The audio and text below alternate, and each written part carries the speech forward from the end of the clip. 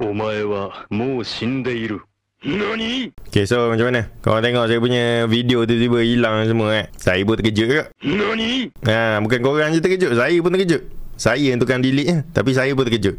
Jadi korang jangan risau. Sebenarnya saya ada plan untuk rebuild balik saya punya channel supaya konten-konten yang saya share ni orang kata lebih educational. So seperti yang korang tahu, saya ni bukanlah orang kata pakar keuangan ataupun penasihat keuangan yang berlesen. Saya ni just a trader. Saya ni dah 10 tahun trade.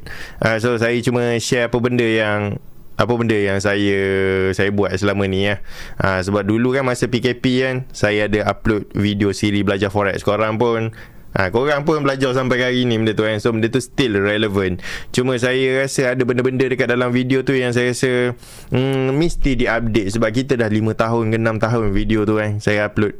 So saya nak korang dapat quality education. Saya rasa konten-konten sebelum ni memang tak patut lalu dekat depan mata korang.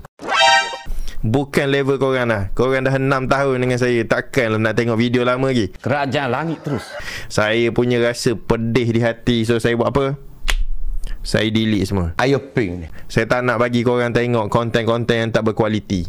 So saya sendiri dah delete ni. Kalau contoh korang nampak ada orang sebar video lama saya, orang jual kat Shopee ke, jangan beli. Jangan beli. Sebab aku sendiri yang delete.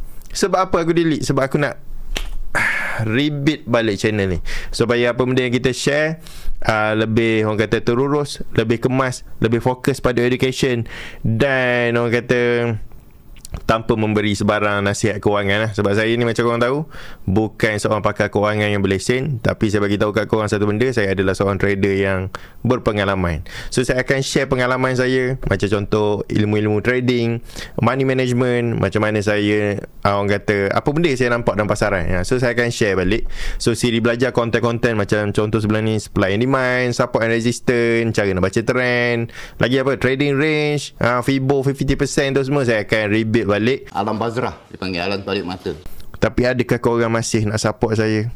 Itu pun penting kan. Kalau aku tengok view-nya sendu je, takkan aku nak buat lagi Aku buat kerja lain, aku buat Shopee macam tu So tu je kot untuk video ni. Terima kasih semua yang selalu support saya.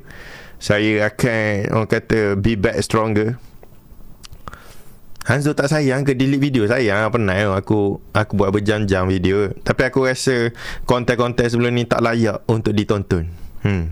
Sebab korang adalah lebih baik daripada ni. Korang perlukan yang lebih padu. Takkan aku nak bagi korang recycle konten-konten lama. Korang support saya sampai saya ada silver play button. So saya refresh balik untuk orang kata lebih baik untuk korang. Jadi tu saja saya. Assalamualaikum. Peace.